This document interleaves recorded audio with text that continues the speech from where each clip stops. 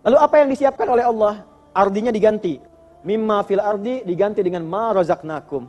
Engkau bergerak, kami yang kirimkan rizki. Jadi secara teoritis harusnya kalau kerja pakai iman, gak perlu terlalu capek. Kita bergerak, Allah sudah siapkan. Tapi yang disiapkan apa? Ini thayyibnya dijamakkan, min thayyibati. Dapatnya kelihatan sedikit, tapi karena berkahnya banyak, dia gak lelah. Dapat 1 juta, begitu mau beli baju, tiba-tiba temannya bilang, mau kemana? Sana, sama, udah saya yang bayarin. Mau makan, tetangga ngetok, Assalamualaikum, Ji, ada rezeki nih, Masya Allah. Musim mangga dikirim mangga, 1 juta, gak kepake sebulan.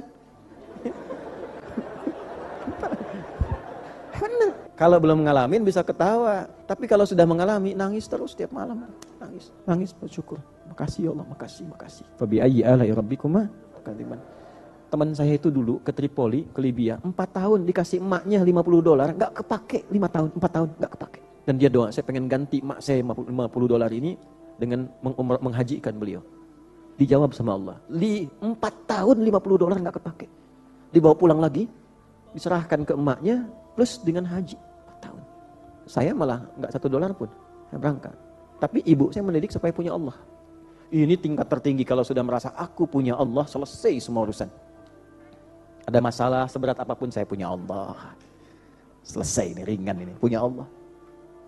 Wah, Masya Allah si fulan sudah punya ini, alhamdulillah saya punya Allah. Makanya kalau sudah dekat dengan Allah semua gampang. Orang lomba-lomba meningkatkan harta. Wah, berlomba untuk mencapai sekian triliun, alhamdulillah. Masih kehitung, saya punya Allah, enggak kehitung. Makanya saya pede kalau ditanya, Ustaz kaya ya? Bukan, saya kaya banget. Saking kaya bangetnya enggak kehitung, punya Allah. Ya Allah, itu harus punya rasa itu. Harus punya rasa.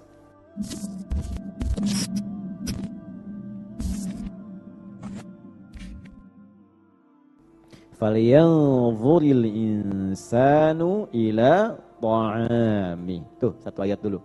Yuk kita baca dengan baik. A'udzu billahi minasy syaithanir rajim.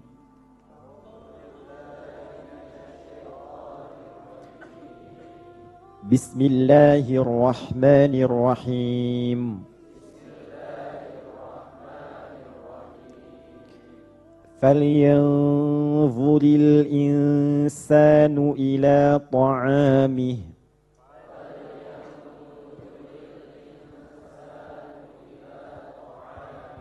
Baik. Maka cepatlah manusia berpikir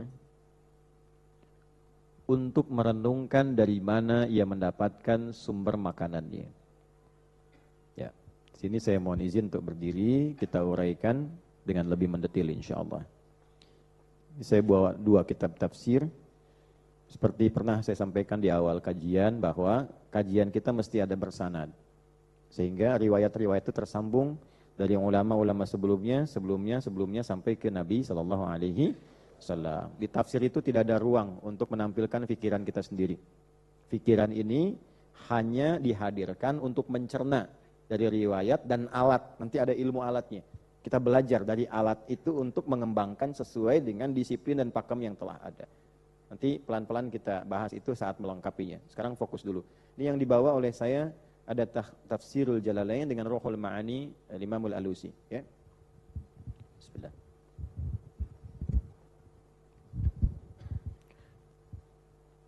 Semoga ini terlihat dengan baik. Sekalipun kurang terlihat, nanti dilihat saja di mushaf atau ayatnya. Lalu di situ nanti insya Allah saya sebutkan pelan-pelan dari hurufnya sampai kedalaman ayatnya insya Allah. Bismillahirrahmanirrahim. Ya. Falyanzuril insanu ila ta'amih. Falyanzuril insanu ila ta'amih.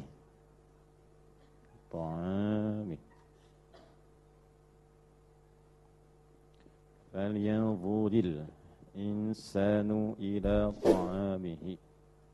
Fa. Sudah pernah saya terangkan di pertemuan sebelumnya, harfu atfin rabitin baina syai'aini bila hudud. Huruf yang menyambungkan disebutnya huruf ataf, bahasa kerennya konjungsi, huruf sambung. Antara 2 peristiwa yang berlangsung cepat tanpa jeda. Ya, ada peristiwa pertama, peristiwa kedua, sambungkan cepat tanpa jeda. Pernah saya contohkan dalam peristiwa Nabi Zakaria itu berdoa dalam sholatnya, memohon keturunan. Selesai doanya, itu pakai fa. Ya, fanadatul malaikatu wa huwa qa'imun yusalli fil mihrab. Pakai fa, enggak ada jeda antara doa dengan jawaban. Begitu selesai berdoa, jawaban langsung diberikan. Nah, belajar fikihnya, bagaimana caranya saat berdoa cepat langsung dijawab. Maka pelajari fikih itu, keluarkan caranya. Ada lagi yang lebih dahsyat, belum minta sudah diberi. Fikihnya Sayyidah Maryam. Ya, belum minta sudah ada. Nah, nanti ujungnya lihat ayatnya, ya. Anna laki hadza? Qalat huwa min indillah. Innallaha yarzuqu man yasha'u bighairi. Nah, itu kuncinya, rahasianya di situ. Maka masuklah pada golongan yang dikehendaki Allah sehingga sebelum minta sudah difasilitasi. Nanti dikumpulkan itu semua, jadi keistimewaan para nabi, rasul, orang soleh, semua keistimewaannya dikumpulkan pada satu sosok, yaitu Nabi Muhammad SAW. Dan kita beruntung, berbahagia jadi umat beliau. Nah, tapi jangan sampai hanya diekspresikan bahagia. Cara mengungkapkannya dengan mempelajari sirahnya, mempelajari tuntunannya. Bahwa itu praktekan. Ya? Nah, ini ada kejadian pertama, perintah Allah untuk bisa memberikan kesadaran pada kita agar menunaikan segala jenis amarnya. Kalla lamma yaqdi ma amarah. Dan telah kita keluarkan di pertemuan lalu dalam bentuk tabel, tulisan. Apa perintahnya? Tadi telah saya ulas di mukaddimah kan? Ya, tentang sholat, keluarkan semua jenisnya. Apa yang sudah dikerjakan, yang belum apa. Tentang harta, kemudian tubuh, dari kepala sampai ujung kaki. Baik ya? Nah, setelah itu, kemudian kita coba jaga sampai dengan wafat. Kalau belum tersadar, kenapa sih mesti begitu? Kenapa harus sholat? Ya kan? Kenapa sih mesti harus saya berzakat? Dan masih tanya seperti itu, ditanya balik oleh Allah. Kamu saya kasih fasilitas hidup, nih fasilitas di dunia dengan seisinya, sampai oksigen, sampai kenyamanan. Ditanya balik, itu aku siapkan supaya kamu ibadah. Kalau belum sampai ke tingkat itu, nih saya berikan satu yang pokok untuk kamu pikirkan. Falyanzuril insanu, cepat kamu pikirkan. Kebutuhan pokokmu saja, cepat pikirkan. Jadi kalau ada peristiwa pertama, masih abai dan lalai. Untuk mengerjakan perintah-perintah Allah ini, ya masih terfikir, masih bertanya, hal pertama yang harus Anda ungkap, renungkan ini. Cepat renungkan. Jangan banyak fikir dulu. Dan cara merenungkannya indah sekali. Jangan yang besar-besar dulu, yang kecil dulu aja deh. Yang kalau engkau nggak lakukan, hidupmu selesai. Apa itu? Ini. Ta'ami. Makanannya. Sebelum sampai ke ujung, saya bahas yang ini dulu sebentar. Apa itu insan? Manusia. Apa itu manusia? Insan. Nih. Ini menunjuk pada nama manusia dengan totalitas kesibukannya. Aktivitasnya. Yang memanfaatkan waktu untuk beraktivitas dari bangun tidur sampai tidur lagi. Saat kita beraktivitas dari bangun tidur sampai tidur lagi, walaupun hanya tidur saja, itu disebutnya apa? Al-insan. Waktu yang menyertai aktivitas kita, terus menyertai kita untuk digunakan beraktivitas, namanya asr. Apa namanya? Al-asr. Al-waqtu alladhi yu'asiruna fahuwa asrun. Waktu yang melekat pada kita untuk digunakan beraktivitas, itu namanya asr. Maka dicontohkan surah ke-103. Wal asr. Aku bersumpah demi waktu yang aku sediakan yang melekat pada manusia agar digunakan, dimanfaatkan untuk menata aktivitas. Innal insana. Itulah dahsyatnya Al-Quran. Nah, maka ditanya, innal insana, sungguh manusia yang merasa sibuk itu, kadang-kadang jarang memanfaatkan waktu dengan baik. Kelihatannya sibuk, tapi waktunya tidak bermanfaat dia gunakan. Ya. Ada orang mengisi kesibukan tapi nggak manfaat. 24 jam, pakai ngalor ngidul, ketemu ngobrol nggak jelas gitu kan. Melamun, datang orang mah tak lamun, sedang melamun apa gitu. Ya, ada orang, ya dipakainya gitu aja yang tak jelas. Ditanya balik kan, sungguh itu rugi. Illal ladzina amanu wa amilus. Nah, kecuali orang beriman yang yakin dia akan meninggal, yakin akan pulang, yakin akan dihisab, maka imannya dipakai untuk mengisi waktu itu supaya melahirkan kegiatan yang positif. Nah, maka ditanya balik di sini, ini nih, falyanzuril insanu, cobalah manusia yang sok sibuk itu, yang merasa sibuk bekerja, sibuk hebat, sibuk kerja sehingga merasa nggak perlu sholat. Halo? Sibuk kerja sehingga merasa nggak perlu sholat. Ya, sibuk dengan dunia sehingga merasa ya nggak perlu baca Quran lah, cukup harta udah kumpul, rumah udah megah. Ya kan? Ya yang sibuk-sibuk itu, falyanzuril insanu, hendaklah manusia yang sibuk dengan aktivitasnya itu, merasa sibuk itu, cobalah melihat lebih dalam lagi. Nazar itu melihat lebih dalam, bukan cuma memandang. Melihat lebih dalam. Ya, afala yanzuruna ilal ibili kaifa? Kenapa pakai nazar? Coba lihat unta lebih dalam lagi, bukan cuma sekedar dilihat. Lihat, setelah lihat kelihatan. Dulu di Tripoli, saya pernah bentuk kajian halaqah tafsir. Pesertanya teman-teman mahasiswa itu. Kita kaji. Untuk praktek ayat-ayat hewan, itu saya ajak ke kebun binatang. Dibikin kelompok. Dikeluarkan hewan-hewan dalam Al-Quran. Nah, coba boleh di sini ya, yang ada sekolah bikin begitu, nanti indah. Anak-anak kami di sekolah itu, kita bawa ke kebun binatang. Cek. Bikin kelompok dulu. Ada kera, bikin kelompok kera. Kelompok monyet. Kelompok unta. Kelompok gajah. Tugasnya apa? Menganalisis keutamaan, keistimewaan hewan ini dan kenapa ditempatkan dalam Al-Quran seperti ini. Yang menarik itu diantaranya, semua menarik. Ya, menarik semuanya. Saya ambil contoh kelompok unta. Panggil kelompok unta. Ya, yang paling gak enak monyet memang. Tapi karena ada kelompoknya jadi netral gitu ya. Kelompok unta datang. Apa hasilnya? Tanya pawang. Allahu Akbar. Baru kita paham. Di situ kita mengerti tentang fikih lebih dalam. Unta berapa kakinya, Bu? 4. Nah, itu namanya melihat. Tapi kalau menganalisis nazar, kesimpulannya beda. Ternyata unta kakinya 2. Yang 2 lagi tangannya. Nah, ini serius. Yang depan itu tangannya. Belakang kakinya. Kelihatannya 4. Itu pawang unta yang bilang. Nanti saya jelaskan lebih dalam ke fikih. Kedua, unta itu punya selaput di matanya yang otomatis akan menutup ketika terjadi badai pasir.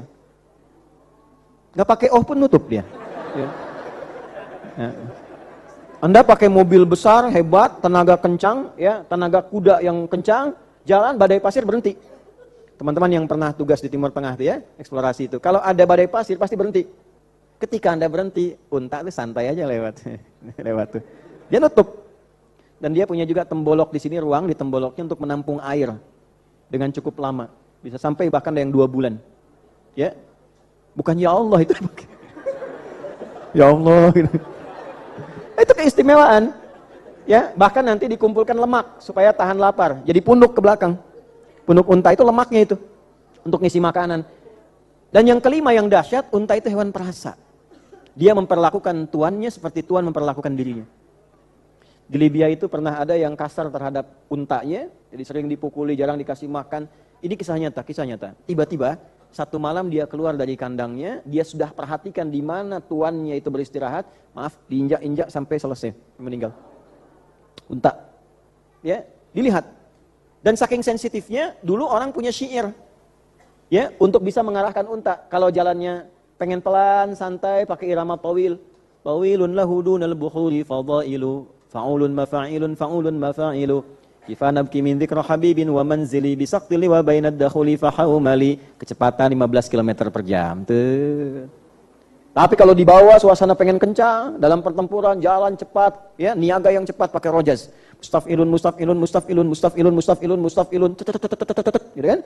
Sautus safiril bulbuli hayyaja qalbi thamili al-ma'u wa zahru ma zahri lahdhul muqali fa anta ya sayyidali wa sayyidi wa maulali fakam tayummun ghazayyilu uqayqali qataftuhu min wadnatin min fili hadha ar-rajuli faqala la la la faqad ghadamu harwili wal walad wali ya wailali faqultu la tuwalwili fa bayyinu lu'lu ali qalat law hina kadha in wadidul muqali fa hatan ka kalali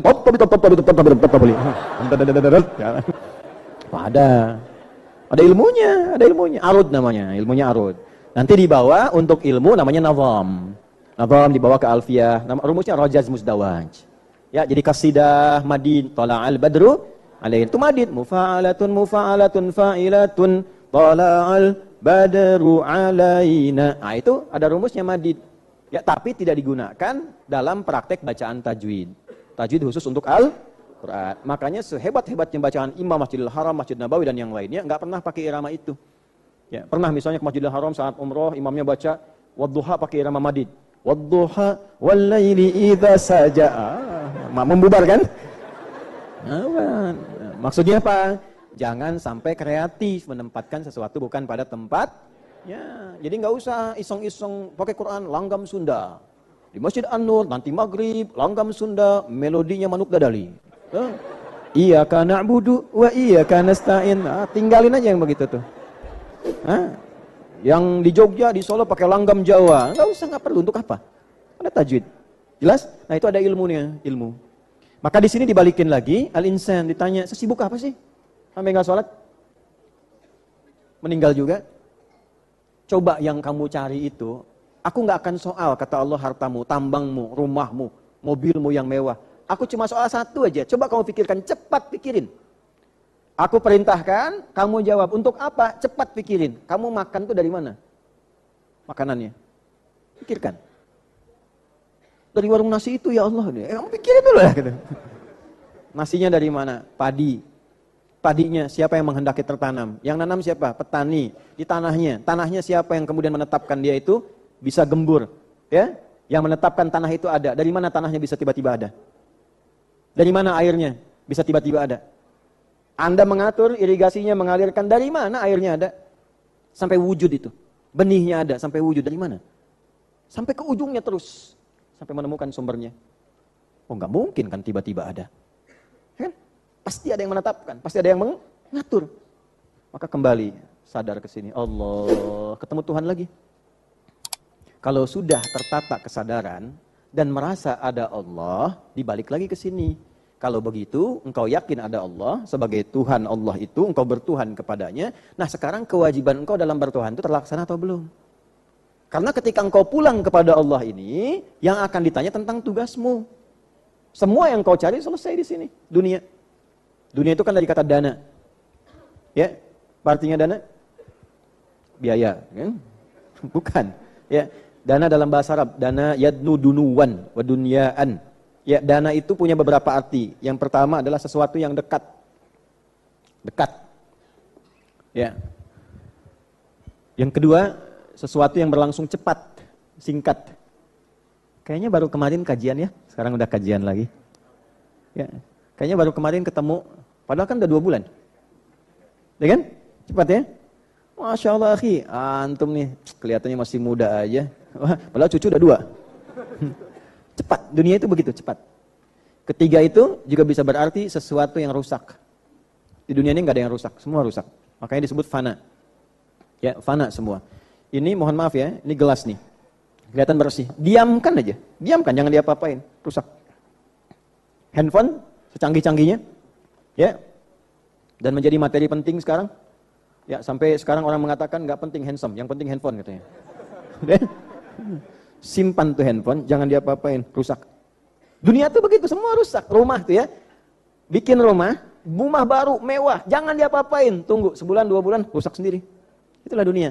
Jadi kalau berebut sesuatu yang rusak, aneh. Itu kerja keras untuk mengumpulkan yang rusak, aneh. Terus harus paham caranya bagaimana. Kenapa dikumpulkan? Untuk diolah itu jadi fasilitas kita mendapatkan kenyamanan dunia supaya nanti jadi bekal akhirat. Ya, nyaman, gak apa-apa. Bikin rumah yang bagus, yang luas, untuk tinggal nyaman. Nyaman apa? Supaya sholatnya nyaman, berkeluarganya nyaman, buat makannya nyaman, ya, tilawahnya nyaman. Nah, tilawah, sholat, segalanya itu bekal untuk pulang. Karena rumahnya gak dibawa pulang. Kan lewat kuburan tadi ke sini. Iya kan? Coba lihat, ada nggak yang kuburannya langsung selebar rumah itu? Nggak ada. Ya, spesial untuk saya besok, tolong itu nanti kaca jendelanya dikasih sedikit di kuburan bawah, isi jendela. Nggak bisa. AC tembuskan ke bawah, kalau panas sedikit bisa nyala, ya kan? Nggak bisa. Ditinggal semua Pak. Bu, tinggal. Semuanya tinggal. Kayak mesti ada persiapan ya. Siapin. Pakaian, siapin yang baik, macam-macam. Bersiap untuk pulang, karena pasti pulang. Dan pulang itu harus senang. Semua terkait pulang psikologinya senang. Ya, ini puasa selesai, mudik mau pulang, senang nggak? Senang. Anak-anak sekolah mau pulang, senang nggak? Besok antum pulang kepada Allah, senang nggak?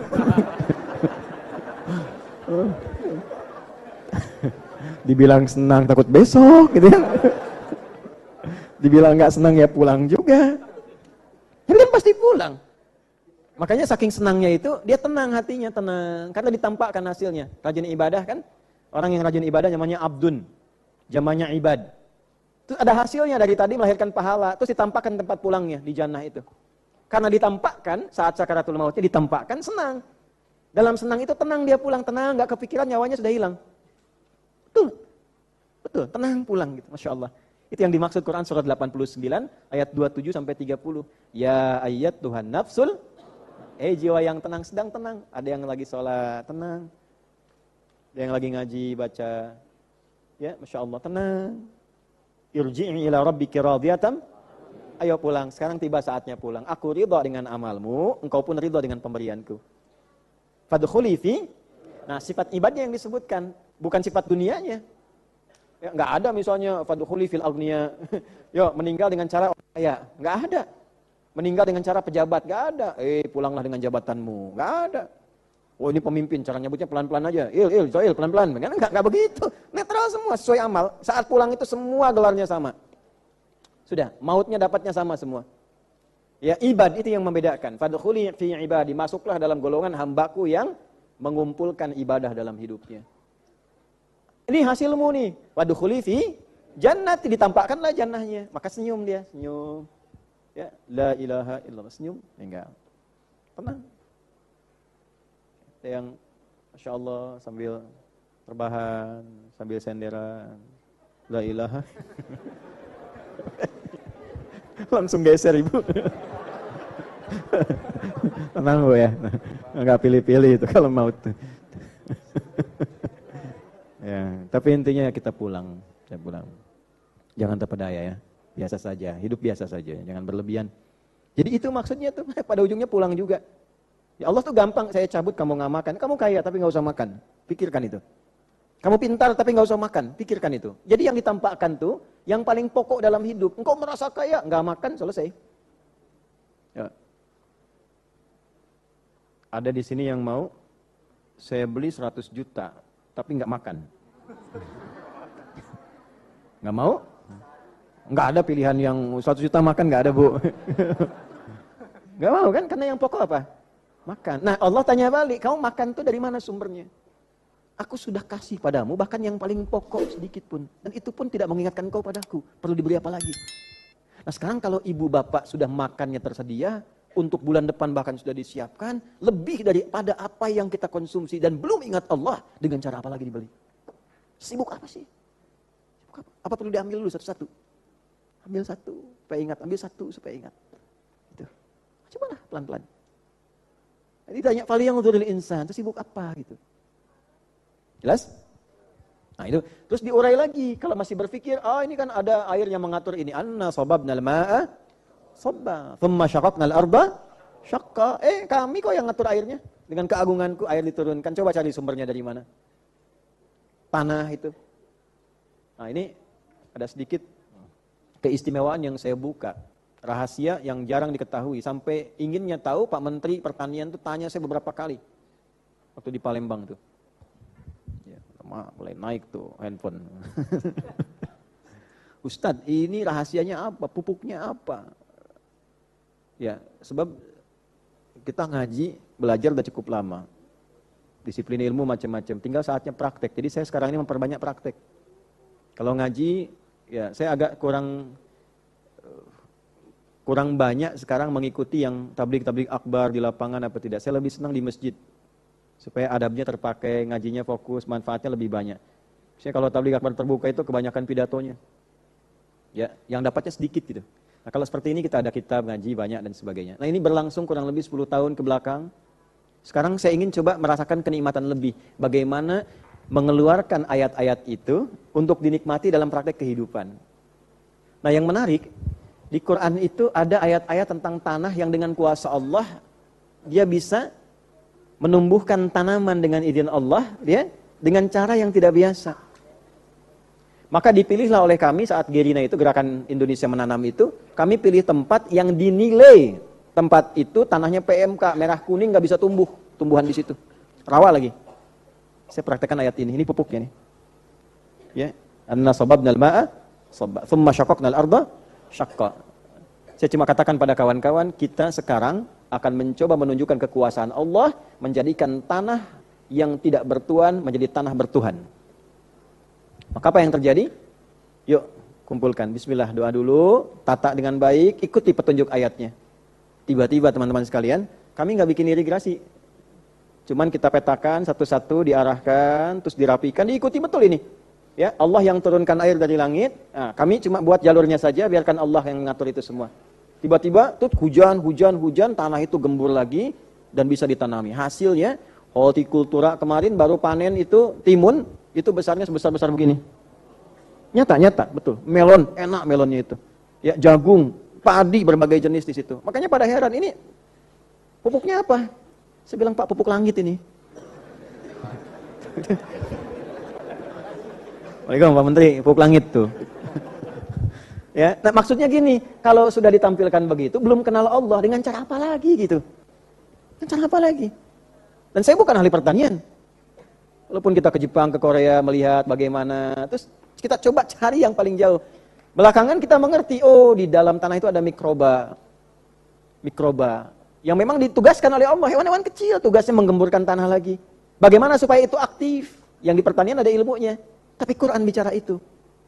Anna sababnal ma'a sabba dari langit, tsumma syaqaqnal arda syaqqa. Dengan keagunganku aku belah itu, ya, tanah-tanah itu yang tidak aktif dibelah, dikeluarkan lagi, dihasilkan sesuatu untuk bisa menumbuhkan tumbuhan di atasnya. Nanti disampaikan jenis tumbuhannya setelah itu, apa saja tumbuhannya. Dan enggak asal sebut, tapi dengan manfaatnya. Ya, ini apa. Tujuannya apa? Supaya kenal Allah. Itu. Nah, jadi kita dakwah lewat praktek, bukan sekedar nanam, yang nanam banyak nanam, tapi kenal Allah. Makanya diteruskan di masjid-masjid, ikut tuh program Gelina masjid-masjid, disatukan. Dan sendiri Pak, nggak ada saya bikin proposal ini, kita sendiri dari tabungan, sama teman-teman sendiri, hanya untuk mengenalkan Allah lewat situ. Nah ini tugasnya kan begitu, masa ulama mau bisnis nggak nyambung lah, ya nggak ada. Dan kita nggak bikin sekolah, alhamdulillah kami tidak menggunakan dana pemerintah, dana bos, tidak. Maksudnya apa? Supaya dana pemerintah khusus untuk disalurkan pada tanggung jawab pemerintah negara. Mereka punya tanggung jawab, ya masyarakat yang masih butuh dan sebagainya. Kita ya ada, alhamdulillah dari tabungan teman-teman sedikit-sedikit. Terus niatkan wakaf milik Allah. Tinggal doa deh, ya Allah itu kan milikmu, masa nggak kau kasih? Ya. Tapi benar-benar niatnya harus bersih, memang milik Allah. Jangan bikin sekolah untuk profit. Katanya wakaf tapi cari uang, ya nggak nyambung. Jaga, tapi jangan saling menyalahkan karena kan masing-masing bergantung niatnya. Kalau memang karena Allah, nah nanti dididik anak-anak itu dekat dengan Allah. Dekatkan sampai dia kenal Allah, sampai merasakan, sampai punya rasa aku punya Allah. Ini tingkat tertinggi kalau sudah merasa aku punya Allah, selesai semua urusan. Ada masalah seberat apapun saya punya Allah. Selesai ini, ringan ini, punya Allah. Nah, coba beribadah itu untuk merasakan itu. Kalau sudah merasa itu, sudah nyaman. Ya, wah, Masya Allah, si Fulan sudah punya ini. Alhamdulillah, saya punya Allah. Ya. Makanya kalau sudah dekat dengan Allah, semua gampang. Orang lomba-lomba meningkatkan harta. Wah, berlomba untuk mencapai sekian triliun. Alhamdulillah, masih kehitung. Saya punya Allah, nggak kehitung. Makanya saya pede kalau ditanya, Ustadz kaya ya? Bukan, saya kaya banget. Saking kaya bangetnya, nggak kehitung. Punya Allah. Ya Allah. Harus punya rasa itu. Harus punya rasa. Nah, kalau sudah punya Allah ya sudah. Semuanya alhamdulillah, Masya Allah enak. Belajar ya sama-sama. Nah, walaupun nanti turun naik itu ya. Aturannya ada. Ini gambarannya. Falyanzuril insanu ila ta'ami. Makna kedua, makna jauhnya. Jadi ada makna dekat, ada makna jauh. Tafsir. Makna jauhnya. Nah, ini jarang dibahas juga. Masuk ke hukum fikih. Ya. Coba lihat dari mana sumber makanannya. Lalu setelah itu apa jenis makanannya. Yang ketiga bagaimana cara makannya.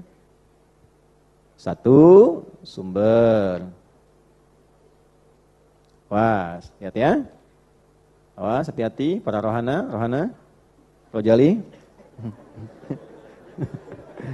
Rombongan yang suka hanya nanya-nanya nih ya. Nah ini nih sumber. Rombongan jarang lihat nih ya. Sumber, cara, kan? 3 jenisnya. Yo. Sumber. Sudah? Dari mana makanan yang kita konsumsi? Sudah. Belum cara makan, dari mana dulu? Dari mana artinya kan ada pekerjaan kan? Nah, keluarkan ayatnya. Di mana? Di Al-Baqarah. Keluarkan. Quran surat ke-2. Ayat berapa? 169, 168 sampai 169. Ya ayyuhan nasu kulu mimma fil ardi halalan thayyibah. Semua manusia yang ingin makanan, silahkan bekerja. Kulu tuh fil amr, kata kerja. Kerja minimal untuk dapat makan. Akala kan makan. Akala ya kulu silahkan bekerja untuk dapat makanan. Ya? Nah, tapi caranya bagaimana? Ya mimma fil ardi, pakai min dengan ma. Min plus ma disatukan jadi mimma. Kemudian fi al-ard. Di bumi kan luas. Ya kan?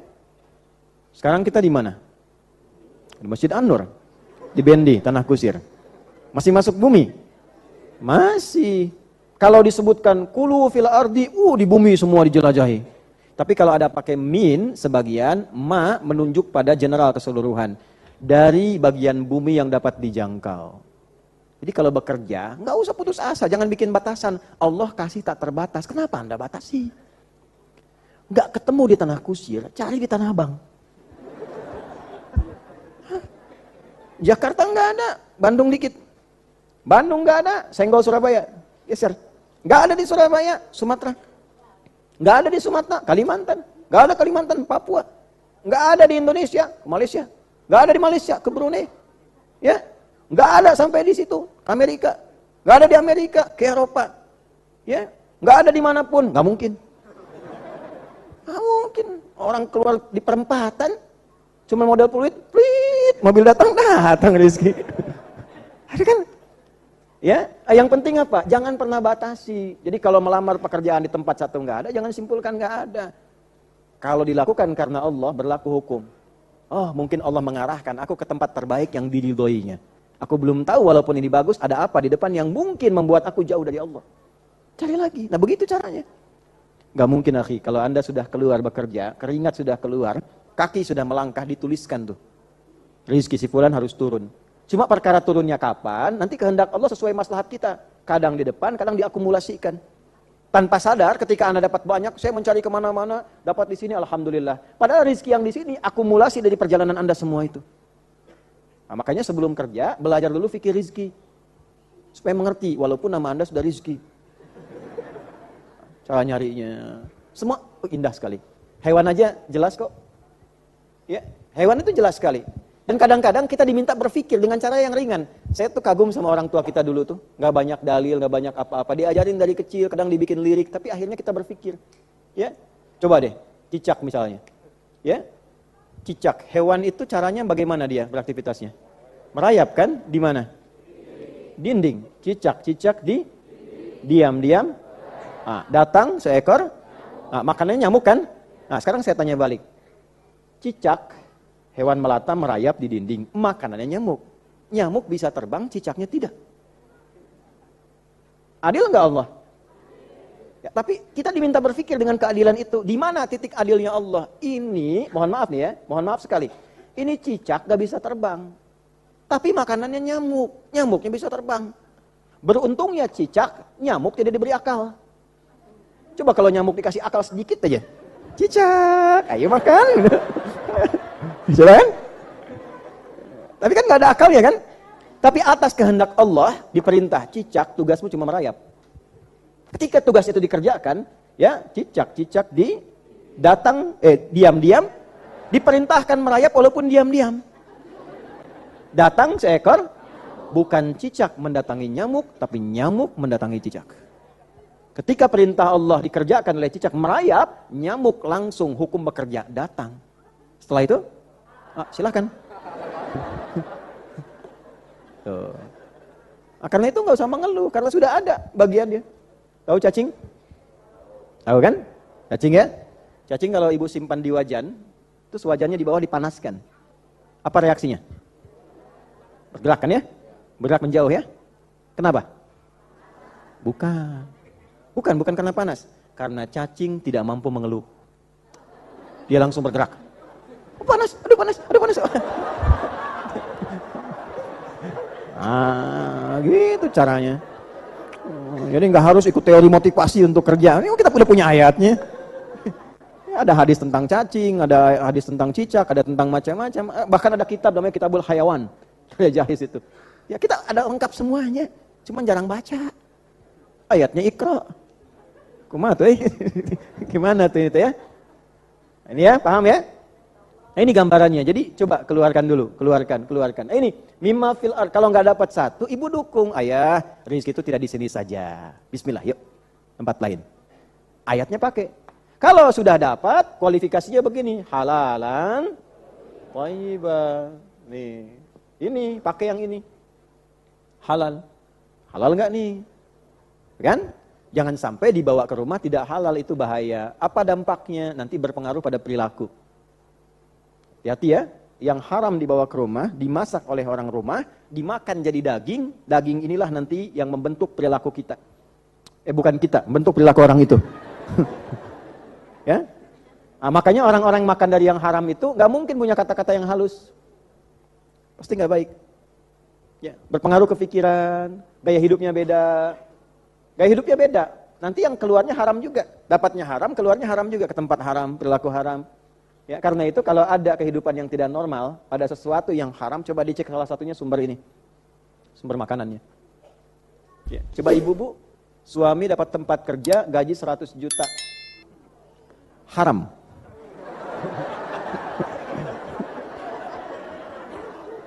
Dengan 1 juta, halal. Tidak ada pilihan ketiga. Ibu pilih yang satu apa dua?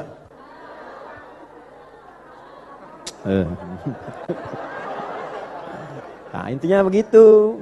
Jadi kadang-kadang ngajar ini dengan praktek, nah butuh keyakinan iman. Makanya iman tuh dilatih dulu.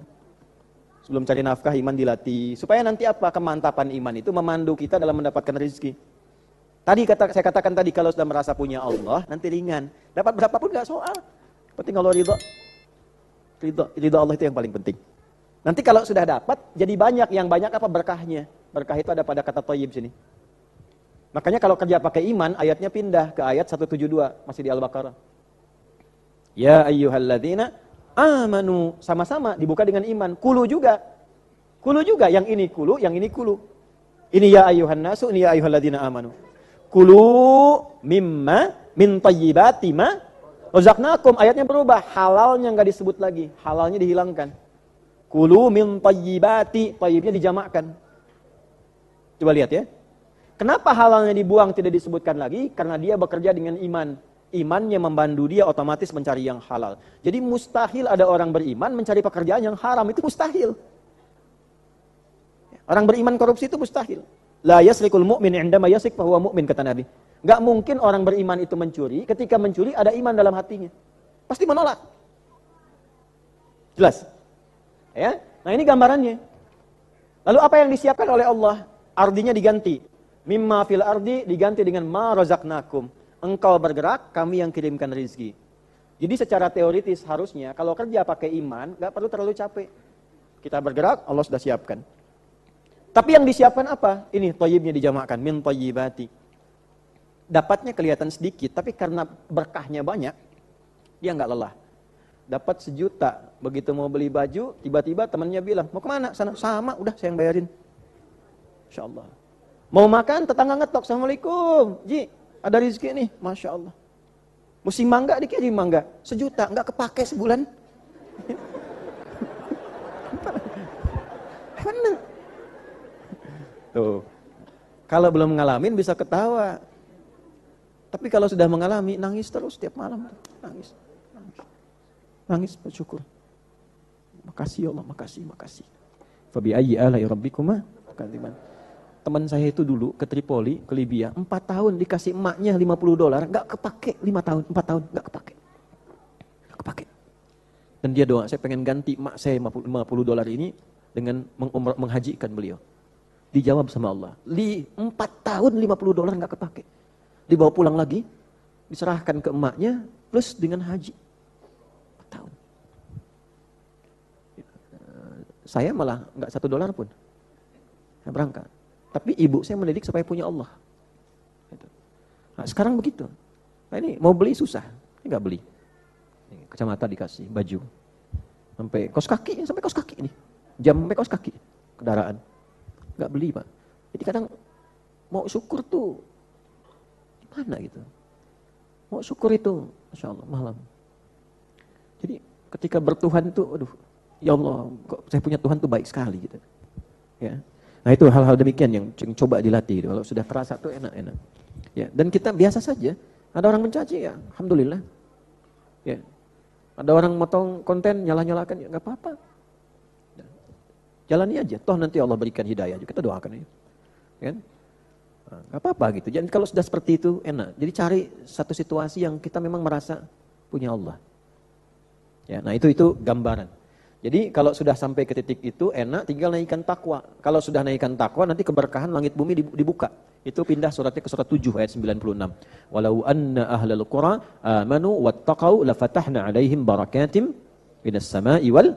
Kalaulah satu penduduk negeri itu mau beriman plus takwa. Kalau tadi kan mau berangkat didekatkan. Kalau ini dibuka, sebelum berangkat sudah dibuka. Pintu langit dan bumi. Penduduk bumi itu diminta memfasilitasi. Penduduk langit, dia memudahkan, mengaminkan doa dan sebagainya. Nah itu ayatnya coba dirasakan. Supaya terasa kenikmatan berquran itu terasa. Dibaca itu menenangkan hati, tapi diamalkan itu menggetarkan jiwa. Lain rasanya itu lain. Baca ayat tentang lisan, praktekkan supaya lisan itu terasa nikmatnya berquran dengan lisan itu. Jangan bohong, jangan mencela, jangan bergunjing, jangan bermusuhan. Terasa nikmat. Nanti orang bumi itu diberikan kepada mereka rasa cinta. Oh ini si fulan lembut, si fulan baik, tanamkan sendiri. Tapi bukan berarti setannya hilang. Tetap ada untuk keseimbangan. Supaya orang ini tidak terlalu tinggi meninggikan diri, menjaga riyanya. Ada nanti yang begitu, harus ada yang mencemooh macam-macam. Ya. Imam Syafi'i itu luar biasa di bab itu tuh, Masya Allah. Ya Imam, itu ada yang menggunjing kau tuh, nah, bagus lah katanya. Bagus, nggak apa-apa biarin aja katanya. Kan, ya, kok bisa begitu? Ya saya kan nggak repot jadinya. Nah, kalau dia menggunjing saya kan artinya kesibukan saya berkurang dikit dengan dia. Ya minimal dia nggak datang minjem uang gitu kan, atau macam-macam karena menggunjing gitu ya. Jadi biasa aja. Nah itu menjaga supaya seimbang. Ya jangan merasa dipuji-puji, naik popularitas tiba-tiba, wah gini gitu, nggak biasa aja. Meninggal juga kok. Ya, jelas ya? Nah, jadi kita ambil satu ayat itu dengan turunannya, falyanzuril insanu ila ta'ami anna sababnal ma'a sabba, thumma syaqaqnal arda syaqqa, fa'ambatna fiha habba wa 'inaban wa qadba wa zaituna wa nakhla wa hadaiqa ghulba wa fakihatan wa abba mata'an lakum. Wah ini ayatnya dahsyat banget. Mata'an lakum supaya engkau senang, kau nyaman hidup. Jadi hidup itu buat nyaman. Kalau Allah sudah kasih nyaman, jangan dibikin susah.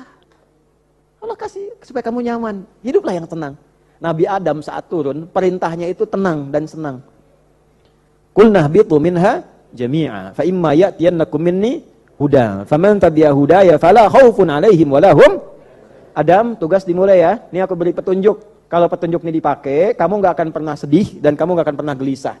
Tidak sedih artinya apa? Senang. Tidak gelisah artinya tenang. Jadi konsep hidup di dunia itu artinya senang dan tenang, bukan gelisah. Di tanah kusir senang, pulang ke rumah senang, di sini, di sana, di mana-mana.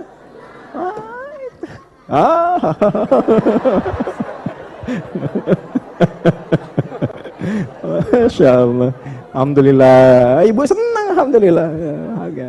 Nah, begitu senang.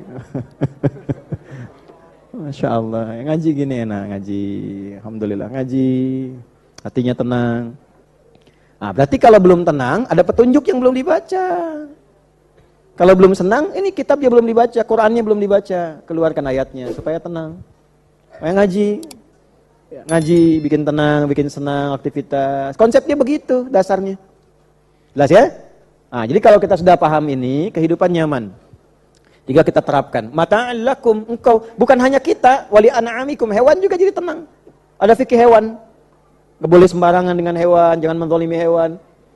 Bagi teman-teman yang di pertanian dan perkebunan, yang kuliah misalnya di IPB atau jurusan di kampus lain yang di bidang itu, demi Allah saya katakan, tolong riset ayat ini dengan baik. Nih, kami di Jakarta sedang kumpulkan para periset. Ya, kalau mau gabung ikut seleksi boleh. Ikut seleksi boleh. Nih, kita sudah ada ahli mikroba, ahli tanaman A, tanaman B. Itu kita keluarkan ayat-ayat Quran dianalisis jadi kebaruan-kebaruan. Ini sudah coba disampaikan. Misal gini. Wa inaba wa qadba. Zaitun sudah, nakhal, kurma sudah. Anggur, kemudian ada qadba. Qadba itu apa? Nah ini dalam sekali. Misal, nakhla dulu deh, yang kita banyak tahu kurma. Tahu kurma? Tapi tidak semua yang tahu kurma paham kurma. Halo? Saya nggak akan bahas dari pohon sampai ke bawah, dari atas sampai ke bawah. Saya bahas buahnya dulu aja. Ibu bapak sekalian, kurma itu beberapa jenis. Misal, ada kurma yang setengah matang itu, balha atau balah, ya kan? Itu ada manfaatnya sendiri. Kalau dia sudah mengkal, lembut, itu namanya rutab. Rutab. Itu ada manfaatnya sendiri. Kalau dia sudah dikeraskan, namanya tamar. Zamannya tumur. Ya, Nabi yang sering makan yang kering itu, yang keras. Bukan menunjukkan Nabi nggak mampu, bukan. Menunjukkan kebutuhan yang pokok dengan kesederhanaannya. Tapi kalau sedekah, yang terbaik yang diberikan. Ya, itu dari nakhla saja diurai itu manfaat yang ini apa, pelepahnya apa, hikmahnya apa, tandannya bagaimana. Ya, itu sampai dibuat hikmah kehidupan dari kurma. Dan kurma itu tidak mungkin Anda tumbuhkan, mustahil. Anda tanam, nggak mungkin satu pohon, mesti ada lawannya yang satu. Karena setiap pohon dia punya jenis sendiri. Kalau bukan putik itu benang sari. Satu pohon. Jadi kalau Anda ingin berbuah pohonnya, Anda mesti tumpangkan yang satu lagi, ditempelkan. Jadi yang benang sarinya, tempelkan ke putiknya, bersihkan dulu yang rapi, baru dia berbuah. Kalau Anda nggak rapihkan bawahnya, buahnya busuk. Kurma aja rapi. Masa antum tidak? Rapi. Dan berbuah. Ya, begitu dia berbuah, baru setengah matang itu sudah bermanfaat buat kelancaran peredaran darah untuk perempuan yang head, yang buat lahiran, yang macam-macam itu kurma, ya, untuk kesuburan awal.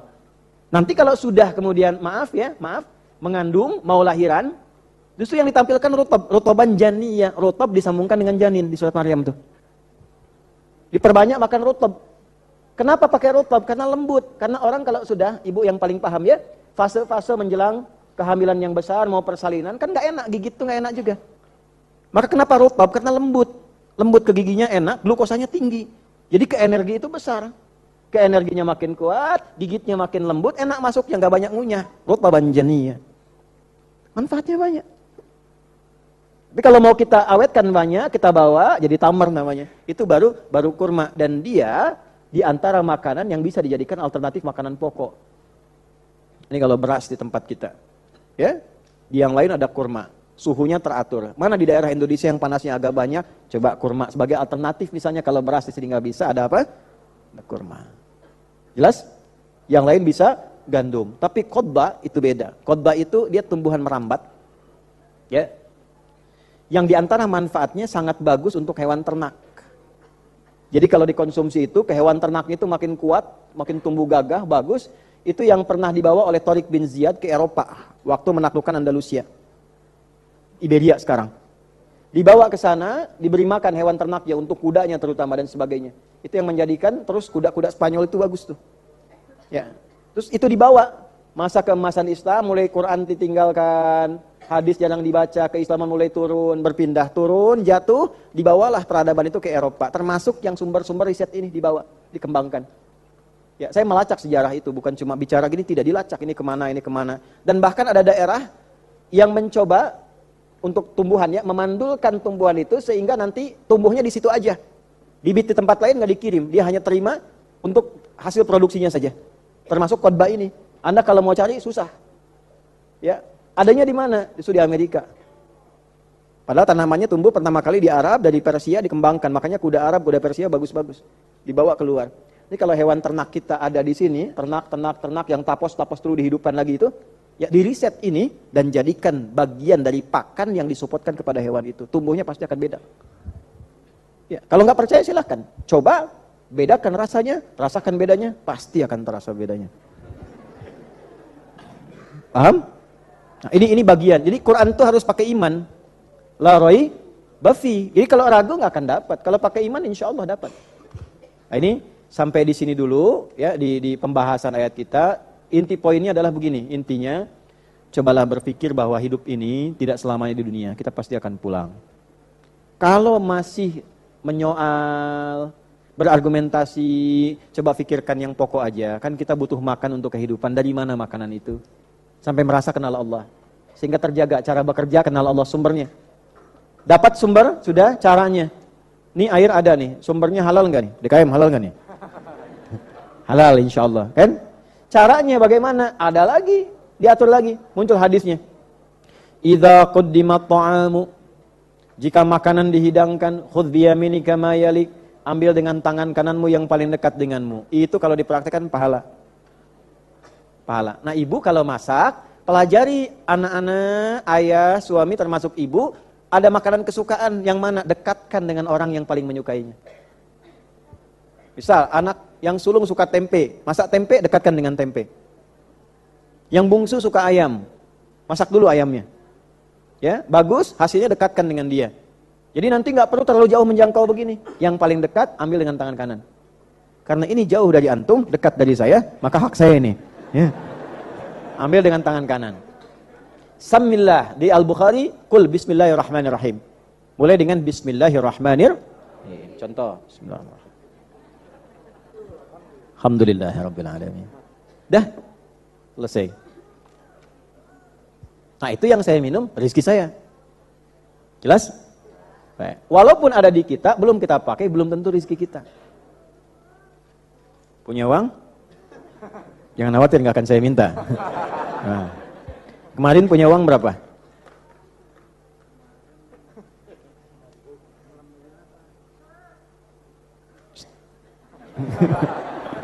misal 500.000 ada? 200.000 100.000 100.000 sekarang ada berapa?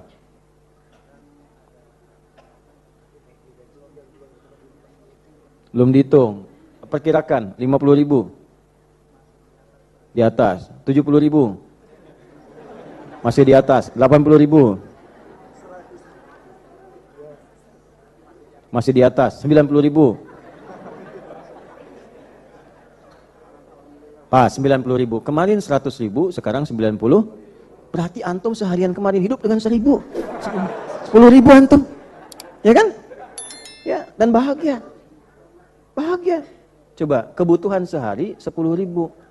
Terus kenapa harus memikirkan sampai harus punya uang 1 triliun? Berarti yang 90.000 punya antum bukan?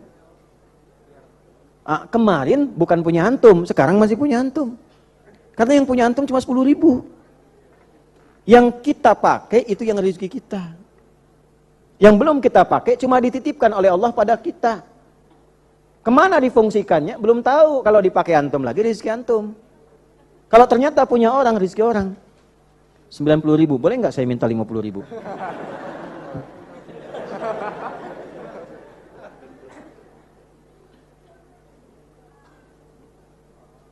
Ya saya maafkan. Nah, ini maksud saya ingin memberi contoh yang langsung pada jamaah sekalian. Ya, beliau punya 100.000 kemarin. Sekarang tinggal 90.000. Berarti kemarin dipakai berapa?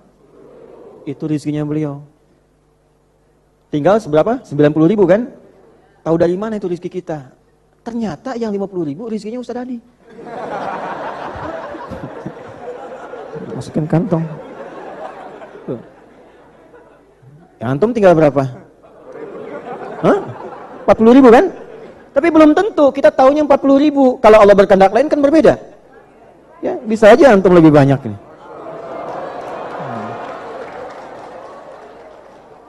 Jadi begitu. Sudah yang lain nggak usah, nggak akan saya tanya.